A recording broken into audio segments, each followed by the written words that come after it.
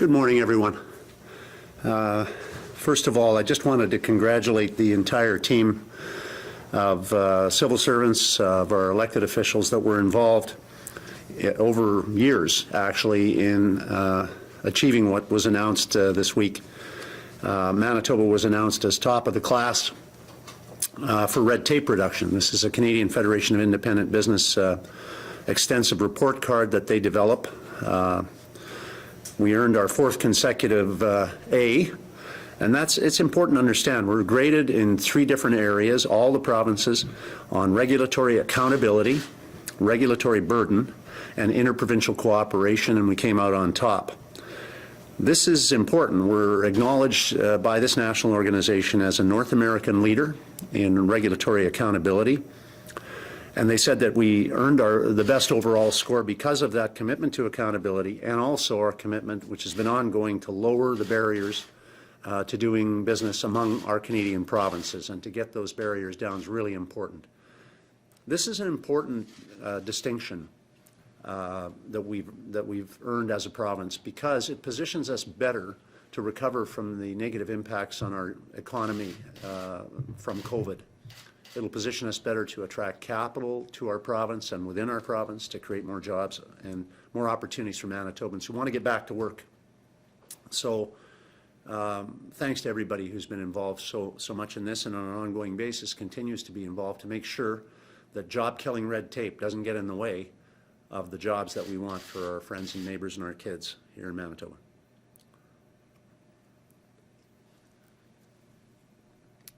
I want to talk today about the Lake Manitoba outlet. This is a top priority for our province. Our provincial government's been pushing for this outlet to be built, and for a partnership with the federal government that's essential to get it built since we came to government, and that's 4.5 years ago. And we have found over the last number of years that the federal government seemed to keep coming up with reasons why it should be delayed as opposed to reasons why it should go ahead. And I want to note that that's changed since our meetings last September in Ottawa. And I want to say thank you to the federal government for that. We met with the Prime Minister and discussed this issue. We met with the Minister of Intergovernmental Affairs, and I had a further discussion with Dominique LeBlanc this morning on this and other issues. We met with the Infrastructure Minister, we met with the Environment Minister, we met with their senior officials, and we followed up to build on that working relationship. And I am pleased to say that the federal government is demonstrating finally, rather than why we shouldn't do this, how can we get this moved forward. And that discussion continues this week with further meetings between our departmental leaders and federal environmental team. It'll continue next week, and it is my sincere hope that we can move forward on this project. Why? Well, this spring marks the 10th anniversary of the tragic floods of 2011 that Manitobans remember all too well. We know much of the hardship that occurred as a consequence of that flooding. We also know that it could have been prevented had we had flood works in place, and we did not have them. We know the human suffering that it caused, not just with non-Indigenous communities or the Métis communities in that area, but also with the Indigenous communities. We know that Lake Manitoba First Nation, Dauphin River First Nation, Jackhead, Lake St. Martin, Little Saskatchewan, Pinemutang, Peguis First Nation, Fisher River were all impacted and most affected by the events of 11. Many of the people from those communities had to move out. They were forced to evacuate, and many of them did not return. Many of them tragically passed away. Many of the elders we lost as a consequence, in part, I think, of the stresses caused to them of having to move away from their homelands, to move away from the lives they were experiencing in their home communities, into the city of Winnipeg, into other environments. Created incredible hardship and stress for families and for whole communities. So we know that, and we know that we don't want it to happen again. And we also know the actual cost to taxpayers of these things is enormous. We know that our bills just from the flood claims and the potential flood claims that are going forward, still going forward, is in excess of $2.2 billion. That's our estimate. This includes, but is not limited to, Operation Return Home, relocation costs, resettlement costs, additional costs for various lawsuits. We have a lawsuit going to court just this month, next month I should say, in February. The Pislovich lawsuit, which could add as much as $180 million additional dollars to the flood costs. These dollars have had to go to repair and will continue to have to go out of the pockets of hardworking taxpayers to repay and repair damages caused by a flood that could have been prevented had we had an outlet constructed. We could have built, in theory, we could have built as much as 4 floodways. Why we would build 4 is beyond me, but we could have the fiscal capacity to build 4 such floodways with just the money that's gone out to pay the damages from this 2011 flood 10 years ago. So we don't need to have another flood to understand that we don't need to have another consequence like the one we had in 11. And so I was pleased to have the discussion again today with Dominique LeBlanc, our Intergovernmental Affairs Minister, to ask for his assurance that the federal government move forward to sign the flood agreement with the province of Manitoba. I'm asking them to advance their commitment to join with us in Manitoba to protect Manitobans now and future generations of Manitobans from future flood disasters by officially signing the joint Canada-Manitoba funding agreement for the long-delayed Lake Manitoba, Lake St. Martin Channels project. Nous demandons aujourd'hui au gouvernement fédéral de faire progresser son engagement conjointement avec le Manitoba de financer cet important projet d'infrastructure. This is a project that needs to be built.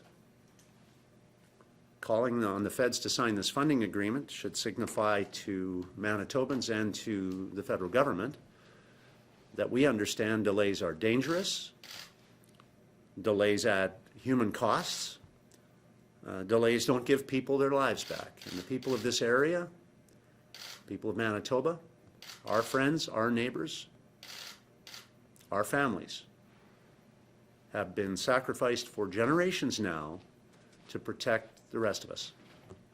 Now it's time for the rest of us to get together and stand up for those same people.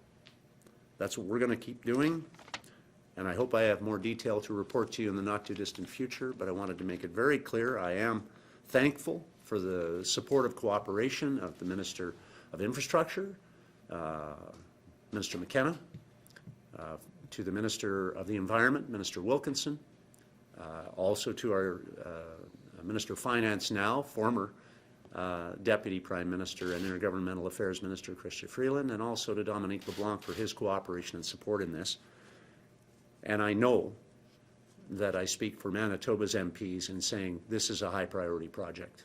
And I would hope that all our MPs would make their voices heard, whether in the government side of the House or in the opposition side, irregardless, that this is a project that needs to happen, and it needs to happen now. I welcome your questions. Thank you, Mr. Premier. A reminder to our reporters on the line, you will have 1 preliminary and 1 follow-up question. Up first this morning from the Brandon Sun, Kyle. Good morning, Premier Pallister. I was wondering, in your mind, what, if the best case scenario takes place in terms of the federal government being, responsive to your requests, when would you like this project to really get off the ground in the not too distant future? Oh, the sooner the better. Our consultations are underway already. We have every First Nation that's affected signing on, and we're working through the consultation process with them as is required by federal legislation. And we look forward to getting shovels in the ground as soon as possible and getting this underway. Sooner the better. Okay. Thank you. And I know you mentioned some of the nearby communities that were most affected by the 2011 flooding would benefit the most from this project moving forward. But what's kind of the general scale of how effective this project would be? Like would the outlet moving forward, would it help communities for, say, in communities in Westman that experienced their own kind of massive flooding this past summer? Well, quite frankly, it'll help all of us. It's taxpayers that fund the compensation that has to go back to the affected landowners, the affected communities, the affected small businesses, and these are costs, real costs. As I said, we could have built 4 such floodways with just the damages that have been paid or are going to be paid as a consequence of a flood that happened 10 years ago. So foresight says, let's prevent this. And previous governments have done this when they built Duff's Ditch, as we like to call it, when Premier Dewar wisely expanded it to offer greater protection to the city of Winnipeg. But now we need to also make these measures to protect the people of that region who are, for many years, the people who we deserve to give credit to for protecting us by taking on the risks of additional water in their areas and their communities so that it wouldn't come to the city of Winnipeg. We're all in this together, and so I'd say to the people of Westman, because of that, I'd ask for their support, just as I have asked in the past for support for projects, water management projects in Westman and parkland regions of the province. From CJOB, Clay. Good morning, Mr. Premier. Cost sharing, I sort of missed the beginning there. Could you just run down again the cost sharing for this project? What would the provincial contribution be and what would the federal contribution be? Well, we'll ballpark it, Clay, and say it's a 50-50 deal. We're committed, we've already committed close to $80 million to the preparatory work for this project as a province. But the project itself has been estimated at anywhere between $450 million. We expect those estimates being done a couple of years ago. It's higher now. But we need to get the project going, and we've asked, and I have had verbal commitment from the Prime Minister in the past that this is a project the feds would share in supporting, but I want written commitment now because I think that's the way to give the folks in Manitoba the assurance that the project's going to go ahead. Okay. January is almost over. We're almost into February. I know it's very early to predict. I mean, no one can predict a snowstorm that'll come out of nowhere, but we've had very little snow. Are you hopeful that whatever flood season we have this year will be minimal? Well, you know that saying, the good Lord only gives you as much as you can handle, Clay, and it would be our hope that people of Manitoba have been doing enough burden carrying without getting a flood, but the reality is we can take action now to prevent the consequences of one going forward. That's a smart thing to do, and that's what we should be doing. From the Winnipeg Sun, Josh. Good morning, Premier. This is Josh Aldridge with Winnipeg Sun. I know this project has been delayed by many consultations. Are there still consultations and engagement with the communities, the different partners still going on, or is this just needing that signing by the federal government to move things forward at this point? Well, we can do both those things at the same time, Josh. We have our consultations underway in virtually all cases now. All the First Nations have signed on to the consultation agreements. Some of those have been going on for some time now. COVID obviously has been, you know, an interrupter, but we're moving forward on those in a very cooperative way. And I also encourage the federal government has a parallel system. I've encouraged for some time, even back to the days I was an MP, that these processes should be melded together. The provincial federal process should be unified, but it isn't yet totally unified. So the federal government has their own subsequent consultative process that they're engaging in too. That doesn't mean that we can't get the preparatory work done, and we should be able to get agreement on the funding and get that in place now to give the folks in our province the assurance this project's a go. Okay, and I want to ask you about another topic, another issue that came up today. Justice Center for Constitutional Freedoms legal challenge of the health orders is going forward with 2 hearings, one in February challenging the authority of Dr. Brent Rusin and one in April challenging the constitutionality of the health orders themselves. I was just wanting to give you an opportunity to respond to this legal action that is going to continue or proceed. Well, I won't respond, Josh, as you'd expect, to any legal action because it's a legal action and it's underway, so I'll let that happen. I'll just say this, thank God for Brent Rusin and our health officials and their guidance through this entire pandemic. I really appreciate their work, and I'll tell you that it's as tough as this has been. The fact that Manitobans are respecting that work generally, and not exclusively and not totally, But much better than I understand in some other areas of the country, people are respecting the work of public health officials. I'll continue to stand with Brent Roussin, Lynette Siragusa, and our other health leaders and thank them for their work. Thank you. From CBC Manitoba, Bart. Hi, Mr. Premier. At the City of Winnipeg today, there's a motion about looking at a safe consumption site. You may be aware the city, during the pandemic, is having an issue with its bus shack, normal supports in places where homeless people and people at risk, they're not around. So the city is exploring the possibility of going ahead on their own with a safe consumption site. Your thoughts on that? Well, my thoughts are, as they've been, that we're going to continue to invest heavily, and we've focused on this in mental health initiatives, and we've done this cooperatively with various agencies, including with the City of Winnipeg. And our strategies going forward are to continue with that cooperative effort, and this, of course, is in part why we created a new ministry to focus on mental health issues, not exclusively, but largely on issues affecting those who deal with addictions.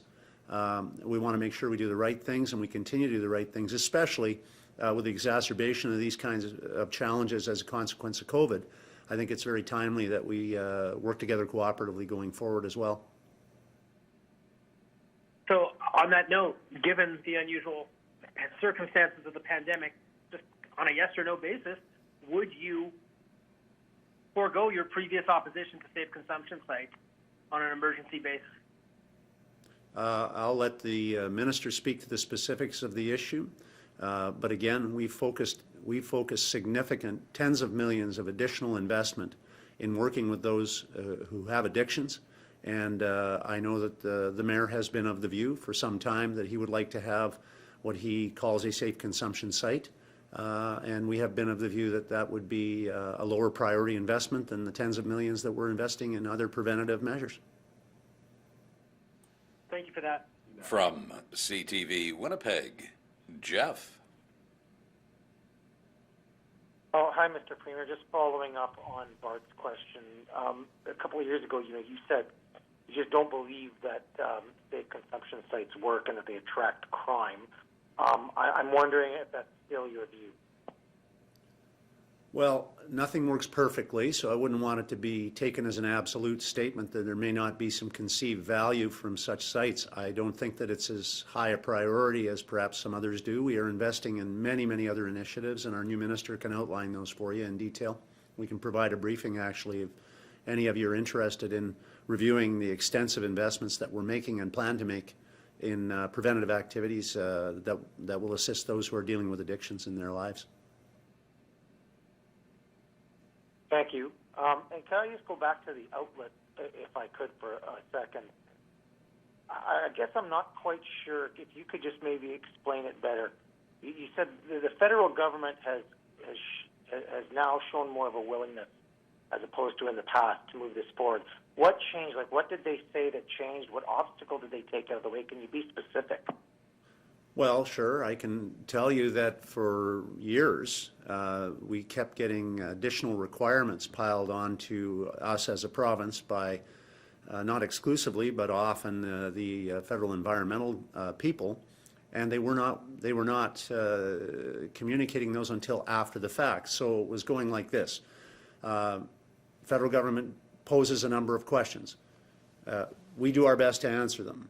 Federal government comes back, poses more questions. There's a clock that doesn't tick every time the federal government poses more questions.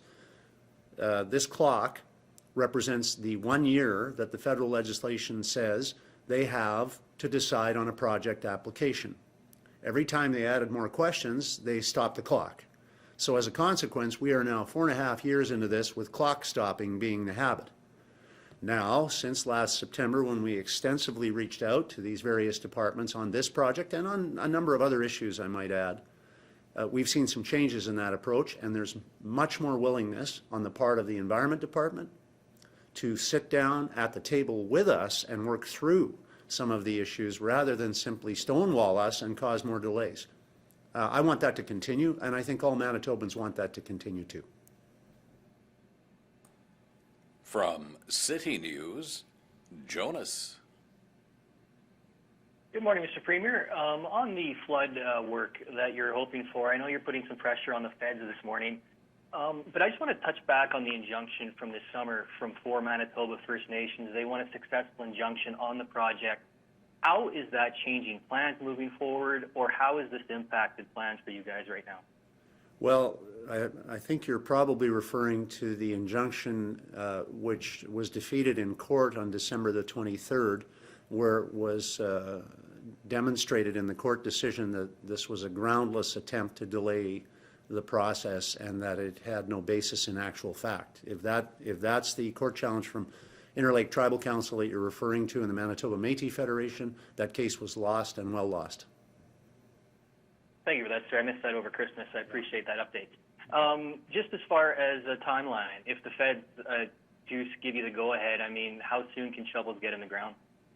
Well, we've done some preparatory work, but we would really like to get going with more this spring. We'd like to go to tender. And I will say this, and this is not, you know, this is a shovel-worthy project, and I think all Manitobans know that, but it's also shovel-ready. And we are going to need to create more jobs and more economic development in our province post-COVID. So this is a really good project for that as well. And there are Indigenous opportunities and Métis opportunities to work here too, which I would mention. So there's an opportunity for people to get some good, well-paying jobs, doing meaningful work to help save their communities in the future and to help protect one another. I think it's a win-win-win for everybody involved. And I don't see the case for delay, which has been extensive. I don't see that case getting made as frequently, as I've said before, by Ottawa officials now. And I wouldn't want to see it rear its head again, because the longer we delay, the more pain we cause the people of that area and the more risks we impose on the people of Manitoba in terms of having to pay for compensation like the $2 billion plus that 11 is costing us. Mr. Premier, our final reporter this morning from the Winnipeg Free Press, Larry. Premier, are you concerned about the optics of the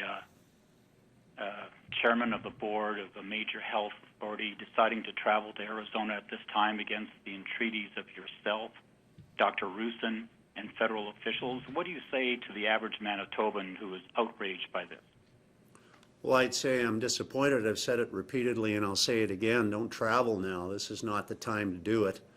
I'll also remind people too, this is a volunteer you're talking about. This isn't a political staffer, as you've well referenced in the past. This isn't a person in our bureaucracy.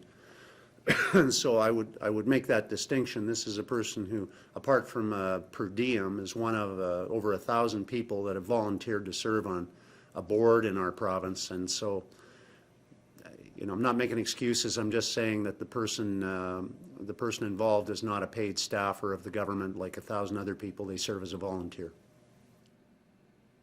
But he holds a pretty important position as the chair of the board. Of the WRHA. He's responsible for overseeing the operations of the executive and of the WRHA.